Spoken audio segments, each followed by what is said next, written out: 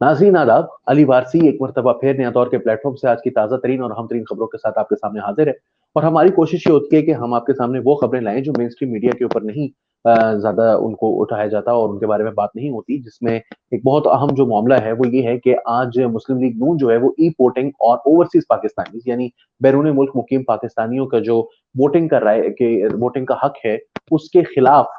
जो ऑर्डिनेंस आया था उसके बारे में उसके उसके खिलाफ पीएमएलएन जो है वो उसने लाहौर हाई कोर्ट से रजू कर लिया है। मामला कुछ यूँ है कि अब से कुछ अर्सा पहले एक ऑर्डिनेंस आया था जिसके अंदर हुकूमत की जानिब से और सदारती ऑर्डिनेंस था जिसके अंदर ये कहा गया था कि ई वोटिंग लेकर आई जाएगी, पाकिस्तान में ई वोटिंग मुतारिफ करवाई जाएगी और साथ ये कहा गया था कि जो हमारी हुकूमत है वो ओवरसीज पाकिस्तानीज जो हैं उनको भी राइट्स देगी वोटिंग के हवाले से। तो इसके लिए मुस्लिम लीग नून की जानिब से लाहौर हाई कोर्ट में ये कहा गया है कि पहली बात तो ये कि ये ऑर्डिनेंस जो है वो दुरुस्त नहीं है, बार-बार जो है वो ऑर्डिनेंस के ज़रिए हुकूमत की जा रही है, जबकि नेशनल असेंबली के सेशंस होते रहे हैं और नेशनल असेंबली के सेशंस जो हैं वो इस दौरान कम से कम 1-2 हो चुके हैं पिछले जब से ये बात शुरू हुई है। लेकिन उसके बावजूद इसको जो है वो कौमी असेंबली के सामने लाने की बजाय और उसके ऊपर डिबेट करवाने की बजाय डायरेक्टली सदारती ऑर्डिनेंस जो है वो कर दिया जाता है। हर थोड़े अरसे बाद हर मौजू के ऊपर एक सदारती ऑर्डिनेंस आ जाता है, जो कि बुनियादी तौर पर पार्लियामेंट के हकूक के ऊपर एक डाका है और जो अवाम की नुमाइंदा जो एक इदारा है जहाँ पर ये बात होनी चाहिए, वहाँ पर बात करने की बजाय इसकी बात जो है वो कहीं और होती है और फिर उसके बाद एक जस्ट जारी कर दिया जाता है एक अदद ऑर्डिनेंस जिसकी वजह से ये मसला जो है वो बार-बार देखने में आ रहा है कि पाकिस्तान में जो डेमोक्रेटिक राइट्स हैं उनके ऊपर ट्रैम्पल किया जा रहा है। लेकिन जो बुनियादी बात है इसके अंदर कि आखिर पीएमएलएन इसकी इसकी मुखालिफत क्यों कर रही है, वो ये समझते हैं कि ये धांधली करने का एक नया तरीकाकार है और इसके लिए क्योंकि ज़ाहिर-सी बात है कि पाकिस्तान के अंदर एक बात तो तय है कि सिर्फ़ इलेक्ट्रॉनिक वोटिंग मशीन्स लाने से और इसके ऊपर ढेरों जो हैं वो मामलात पर बात हो चुकी है और बहुत सारे लोग कर चुके हैं। लेकिन इसमें सबसे इम्पोर्टेंट जो मामला है वो ये है कि जैसे फौजिया यज़दानी ने भी हमारे साथ बात करते हुए नया दौर के ऊपर एक वीडियो जो है उनकी मौजूद है वीलॉग उनका, उनके ऊपर उन्होंने बताया कि ये इलेक्ट्रॉनिक वोटिंग मशीन्स जो है ये एक प्रोसेस है, ये पार्ट है उस पूरी प्रोसेस का जिसके ज़रिए आप धांधली को रोकने की कोशिश करते हैं। आपका बैलेट पेपर जो है बहुत सारे ममालिक बैलेट पेपर्स की तरफ वापस गए हैं। लेकिन जो इलेक्ट्रॉनिक वोटिंग है उसके ऊपर भी फौरी तौर पर इम्प्लीमेंटेशन जो है वो पॉसिबल नहीं होती। पाकिस्तान में पहले करने की कोशिश की गई थी, हरीपुर में एक ज़िमनी इंतखाब के अंदर किया गया था और पता चला कि उसके काउंटर फॉइल्स जो हैं वो 55% वेरीफाई नहीं हो सके। तो ये वेरिफिकेशन का प्रोसेस जो है वो बड़ा ही मुश्किल काम है और इसके अंदर सिर्फ इलेक्ट्रॉनिक वोटिंग मशीन्स लाने से कुछ नहीं होगा। ये भी उनका कहना है कि ओवरसीज़ पाकिस्तानीज़ जो हैं वो क्योंकि पाकिस्तान में नहीं रहते तो जब वो पाकिस्तान में रहते नहीं हैं और कई-कई साल से बाहर बैठे हुए हैं, तो उनके पास डुअल नेशनैलिटीज़ हैं, वो पाकिस्तान के कवानीन के हवाले से कैसे हम ये मान लें कि वो पाकिस्तान के जो मामलात हैं, उनको वो बड़ी अच्छी तरह से समझते हैं और वो वोट देंगे तो ठीक देंगे या उनका कोई बाहर से उनको इन्फ्लुएंस नहीं किया जा सकता। कोई शख्स जो है वो बाहर से उनको कोई बैरूनी जो ताकतें हैं, कुव्वतें हैं, जिनसे हम बहुत ज़्यादा डरते हैं अक्सर, वो उनको इस्तेमाल नहीं करेंगे। देखिए ये 2 उनके एतराज़ात हैं। जहाँ तक इलेक्ट्रॉनिक वोटिंग मशीन्स की बात है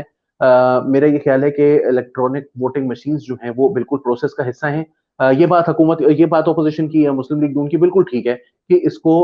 पार्लियामेंट के ज़रिए आना चाहिए, इसके ऊपर डिबेट की ज़रूरत है और इसमें जो शकूक व शुबहात हैं, वो ख़त्म होने चाहिए, सदारती ऑर्डिनेंसेस के ज़रिए हुकूमत नहीं की जानी चाहिए। लेकिन इसको इस तरह से ओपोज़ करना जो है वो शायद दुरुस्त नहीं होगा। ऑर्डिनेंस की हद तक चैलेंज किया जाना चले ठीक है, लेकिन इसके ऊपर फिर मज़ीद कुछ प्रोजेक्शंस या कोई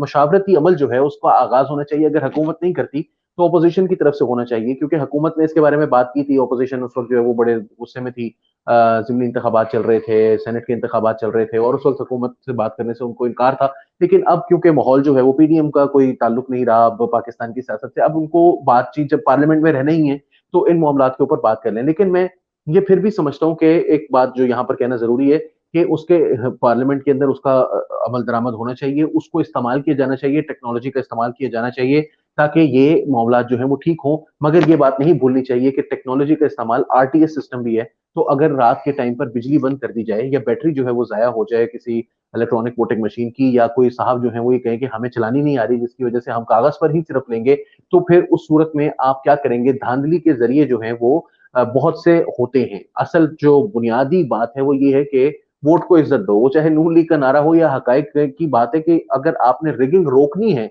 तो उसके लिए पहले अपने माइंडसेट को तब्दील करना होगा कि लोगों का जो हक़ राय-दही है, उसको हर हाल में तस्लीम करना है और फिर अगर वो ठीक होगा और हम सब जो हैं वो इस बात पर मुत्तफ़िक हो जाएँ, पाकिस्तान की अवाम इस बात पर मुत्तफिक हो जाएं कि जो भी जीते, जो भी अवाम में ज्यादा मकबूल है वही इलेक्शन जो है वो जीतने का हकदार है, और उसके फिर हमें तब्दीली नहीं करनी किसी भी बुनियाद पर। तो ये असल जो माइंडसेट है उसका मसला है। और ओवरसीज पाकिस्तानीज की जहां तक बात है, मैं खुद जाती तौर पर जो है वो ओवरसीज पाकिस्तानीज की जो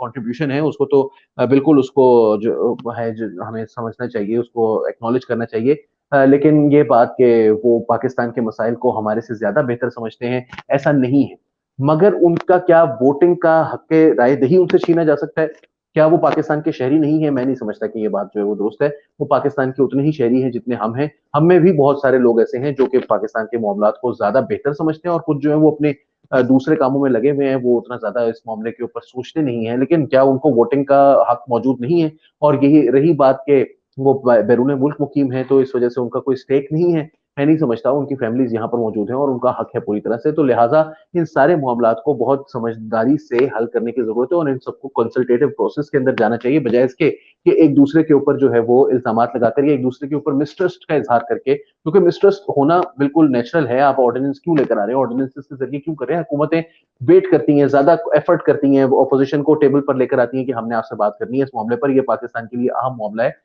लेकिन वो नहीं किया जाता। तो फिर आपका मिसट्रस्ट जो है वो जायज है, लेकिन उस मिसट्रस्ट को दूर करने के लिए हुकूमत को एफर्ट करनी चाहिए, और इन मसाइल को हल करने के लिए अपोजिशन को साथ देना चाहिए। ये ऐसे नहीं हो सकता कि आप जो है वो बस बैठकर आप कहें कि नहीं, हमने तो बात ही नहीं करनी इस मौजूद पे,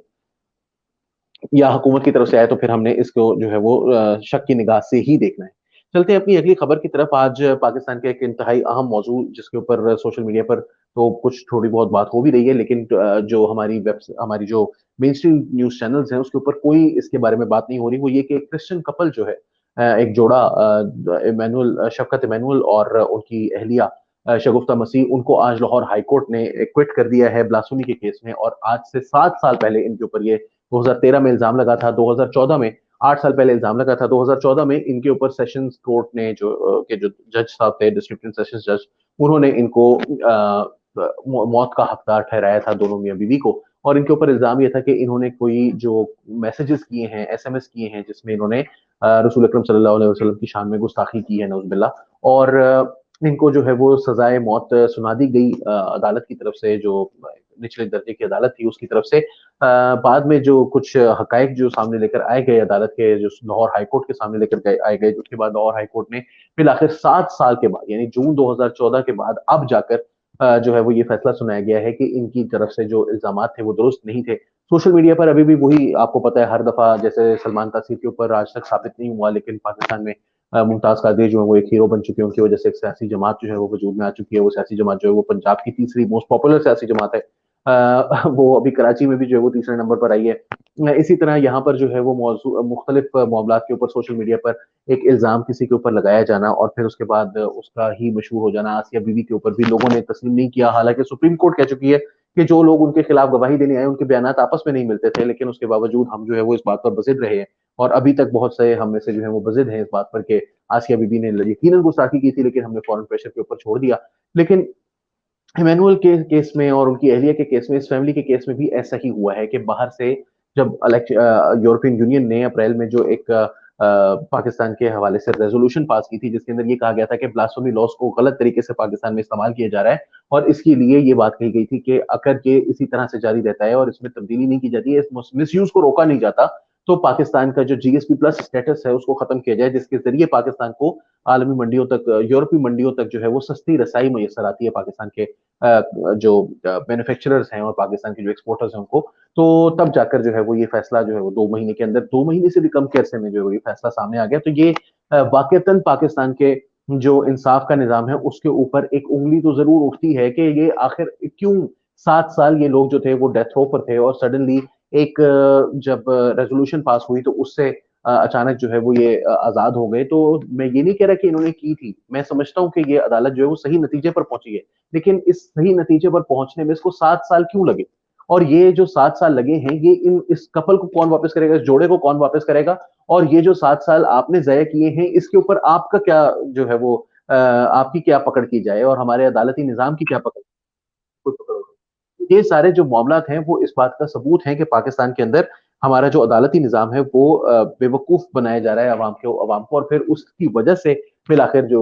یہ نتائج سامنے آتے ہیں کہ لوگ جو ہیں وہ پاکستان کے عدالتی نظام کے اندر جو فیصلے ہوتے ہیں ان کو پھر درست نہیں تسلیم کرتے. وہ کہتے ہیں کہ یہ جو الزامات ہیں وہی ٹھیک ہوں گے کیونکہ ہمارے عدالتی نظام نے اب یورپ کے پریشر میں آ کر جو ہے وہ یہ فیصلہ دیا ہے, ورنہ تو انہوں نے گستاخی کی ہوگی. تو اپنے اوپر اپنی کریڈیبلٹی پر ہم خود ایسے سوالات اٹھانے کی اجازت دیتے ہیں لوگوں کو. چلتے ہیں اپنی اگلی خبر کی طرف. آڈیٹر جنرل نے corona fund audit report public accounts committee کو دینے سے انکار کر دیا ہے. معاملہ کچھ یوں تھا کہ پبلک اکاؤنٹس کمیٹی نے یہ فیصلہ کیا تھا کہ آڈیٹر جنرل کو آج بلایا گیا اور ان سے کہا کہ 354 ارب روپے کی آڈٹ رپورٹ کے مندرجات جو ہیں وہ آپ ہمارے سامنے لے کر آئیں کہ 354 ارب روپے کا کرونا فنڈ جو ہے وہ رکھا گیا تھا پچھلے بجٹ میں, اس کی آڈٹ جو ہے وہ نہیں ہوئی, باقی آڈٹ رپورٹ جو ہے وہ آ چکی ہے آڈیٹر جنرل کی, تو اس کے بارے میں کوئی فیصلہ کوئی آپ نے جو ہے وہ بات نہیں کی. تو انہوں نے اس کو دینے سے انکار کر دیا اور انہوں نے کہا کہ یہ میں نہیں دے سکتا کیونکہ 354 ارب روپے کا آڈٹ ضرور کیا ہے لیکن اس کے مندرجات جو ہیں وہ ابھی تک ہم سامنے نہیں لا سکتے. ابھی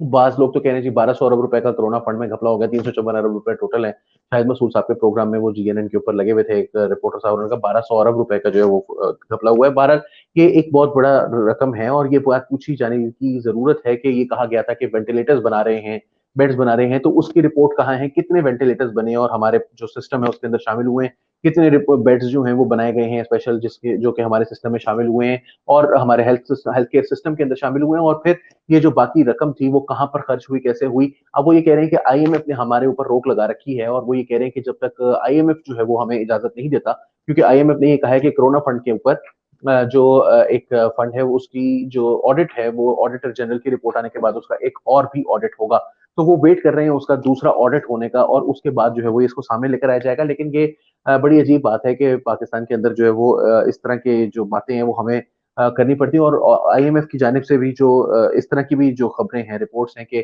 آئی ایم ایف کی جانب سے تمام 354 ارب روپے کے لیے نہیں کہا گیا بلکہ کچھ اور بھی کچھ حصے کے اوپر جو ہے وہ اس کے اسپیشلی روکا گیا تھا, لیکن پوری 354 ارب روپے کی رپورٹ روکی گئی ہے. اور more importantly I M F کی روکنے پر ہم رک تو گئے ہیں مگر اب ہم اس کو کب جاری کریں گے, یہ تاخیر کیوں ہوئی,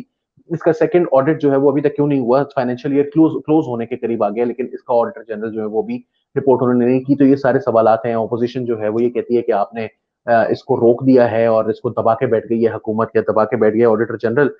وہ تو پتہ نہیں دبا کے بیٹھے ہیں یا نہیں بیٹھے, لیکن اصل جو پوائنٹ ہے وہ یہ ہے کہ اس کی وجہ سے الزامات جو ہیں وہ لگ رہے ہیں اور یہ الزامات نہیں لگنے چاہیے ہماری آڈیٹر جنرل کے اوپر, اور اس کے جو بھی معاملات ہیں وہ بالکل کلیئر ہونے چاہیے. چلتے ہیں اپنی آخری خبر کی طرف آپ جی. اور آج قائمہ کمیٹی قومی اسمبلی کی جو ہے اس نے ریپ کے مجرموں کو جنسی طور پر ناکارہ کرنے کا جو بل تھا اس کو منظور کر لیا ہے 4 مقابلے میں 8 ووٹوں سے, اور اس کے اوپر جو ہے وہ سوالات اٹھائے گئے. جو رپورٹ جو نفیسہ شاہ پاکستان پیپلز پارٹی سے جو ایم این اے ہیں انہوں نے اس کے اوپر ضرور سوالات اٹھائے اور انہوں نے کہا کہ یہ کیسے کیا جا سکتا ہے اور یہ جو کیا جا رہا ہے یہ انتہائی سخت سزائیں جو ہیں وہ دی جانے کی جو رسم ڈالی جا رہی ہے, یہ اس کا مقصد کیا ہے. پوائنٹ یہ کہ جب پہلی مرتبہ کوئی بندہ اگر ریپ کرتا ہوا پکڑا جائے تو اس کے اوپر ثابت ہو جائے کہ اس نے ریپ کیا ہے تو اس کو عمر قید دے دی جاتی ہے. اس کے بعد دوسری مرتبہ اگر پکڑا جائے تو سزائے موت تھی, لیکن اب یہ کر دیا گیا کہ اس کو پہلے جو ہے وہ جنسی طور پر ناکارہ کیا جائے گا, کیسٹریٹ کیا جائے گا, جس کو عام الفاظ میں آپ کہہ سکتے ہیں کہ خصی کیا جائے گا. اب وہ آپ کر دیتے ہیں اور پھر اس کے بعد اس کو سزائے موت دی جا رہی ہے. تو بنیادی طور پر جو کوشچن ہے وہ یہاں پر یہ اٹھ رہا ہے کہ یہ کیسٹریشن کا اگر اس کو عمر قید سے کوئی فرق نہیں پڑ رہا, اس کو سزائے موت سے کوئی فرق نہیں پڑ رہا, تو اس کو کیسٹریشن سے کیسے کیوں آپ کو لگتا ہے کہ فرق پڑ جائے گا. یہ اصل بنیادی طور پر جو مسئلہ ہے پاکستان میں وہ یہ کہ ریپ کے جو کیسز ہیں ان کا بہت بڑا نمبر ہے, ہزاروں میں وہ نمبرز ہیں, اور اس میں سے صرف 5% جو ہیں وہ عدالت تک پہنچتے ہیں اور ان کے اوپر پروسیکیوشن ہوتی ہے, اور اس میں سے بھی 3% کو کنوکشن ہوتی ہے جو بیونڈ ڈاؤٹ ہوتی ہے کہ اس کے اندر اس بندے کا کوئی جو ہے وہ مسئلہ نہیں ہے. سیکنڈلی ایک اور جو لیگل پریکٹس ہے وہ یہ کہ جب اگر کوئی سزا جو ہے وہ بہت سخت ہو تو اس صورت میں کنوکشن جو ہے وہ ہونا مشکل ہو جاتا ہے, کیونکہ جب جج کے دماغ میں اس کی جو اسٹینڈرڈز ہیں وہ میٹ کرنا بہت مشکل ہو جاتا ہے. جج یہ کہتا ہے کہ جب تک میرے پاس یہ مکمل ثبوت موجود نہ ہو کہ اس بندے کے اوپر جو ہے وہ irrefutable ایویڈنس ہے, تو وہ ایویڈنس کی جو اسکروٹنی ہے اس کے عمل کو زیادہ سخت کر دے گا اور اپنے مائنڈ کے اندر, کیونکہ اس کی جو سزا ہے وہ بہت زیادہ سخت ہے, تو اس کے اوپر کہیں غلط الزام کے اندر جو ہے وہ اس کے اوپر اتنی بڑی سخت سزا نہ لگ جائے. تو بجائے اس کے کہ ہم ان سزاؤں کو انشور کرنے کے کہ یہ سزائیں ملیں ضرور, ہم ان کو سخت سے سخت بنا رہے ہیں جو کہ ان کو انشور کرنے میں زیادہ مشکلات پیدا کرے گا. اور اس کے لیے پھر ہماری اور میں صرف اصل جو سوال ہے وہ یہ کہ اس کو آخر کیا کیوں جا رہا ہے. आखिर क्यों किया जा रहा है, क्या अचीव क्या करना चाह रहे हैं हम, सिवाय पॉलिटिकल पॉइंट स्कोरिंग के कि हमने कोई बहुत बड़ा तीर मारा है, हमने जो है वो हम खसी कर देते हैं जी, जरा बंदा गल करे इस तरह कोई गलत कम करना पड़ा जाए, हम तो जो है उसको काट के रख देते हैं। लेकिन भाई इससे इससे क्या, रेप में कमी के लिए आप क्या कर रहे हैं? क्या आपने अपनी प्रोसिक्यूशन को स्ट्रेंथन किया है? क्या आपने प्रोसिक्यूशन के लिए जो लॉज हैं उनको आपने तब्दील करने की कोशिश की है? असल जो मामलात हैं उनकी तरफ तवज्जो देने की बजाय ये काम जो पब्लिक में दिखाने के लिए सुल्तान राही बनने का शौक जो है वो ज्यादा गालिब आ जाता है हमारे ऊपर, और इसी को दूर करने की जरूरत है, बजाय इसके कि आप जो है वो जबरदस्ती लोगों के जो है वो जिस्म के हिस्से काटते फिर। तो इसको जो है वो ठीक करने की जरूरत है, और वो उस तरफ तवज्जो है नहीं। तो ये था हमारा आज का प्रोग्राम। अली वारसी को नया दौर के प्लेटफॉर्म से इजाजत दीजिए। आदाब।